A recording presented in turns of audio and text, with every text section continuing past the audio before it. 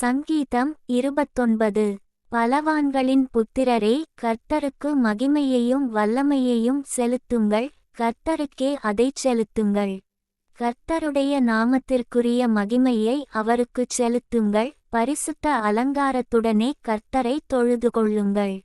கர்த்தருடைய சத்தம் தண்ணீர்களின் மேல் தொனிக்கிறது, மகிமையுள்ள தேவன் முழங்குகிறார், கர்த்தர் திரளான தண்ணீர்களின் மேல் இருக்கிறார். கர்த்தருடைய சத்தம் வல்லமையுள்ளது, கர்த்தருடைய சத்தம் மகத்துவமுள்ளது. கர்த்தருடைய சத்தம் கேதுருமரங்களை முறிக்கிறது, கர்த்தர் லீபனோனின் கேதுருமரங்களை முறிக்கிறார். அவைகளை கன்றுக்குட்டிகளைப் போலவும் லீபனோனையும் சீரியோனையும் காண்டாமிருகக் குட்டிகளைப் போலவும் துள்ளப்பண்ணுகிறார். கர்த்தருடைய சத்தம் அக்கினிஜுவாலைகளை பிளக்கும்.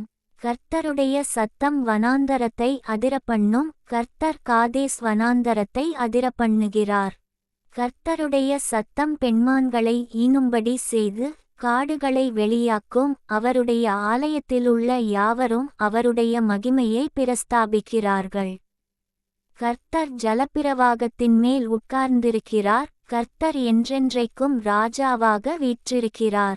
கர்த்தர் தமது ஜனத்திற்கு பெலன் கொடுப்பார், கர்த்தர் தமது ஜனத்திற்குச் சமாதானம் அருளி அவர்களை ஆசீர்வதிப்பார்.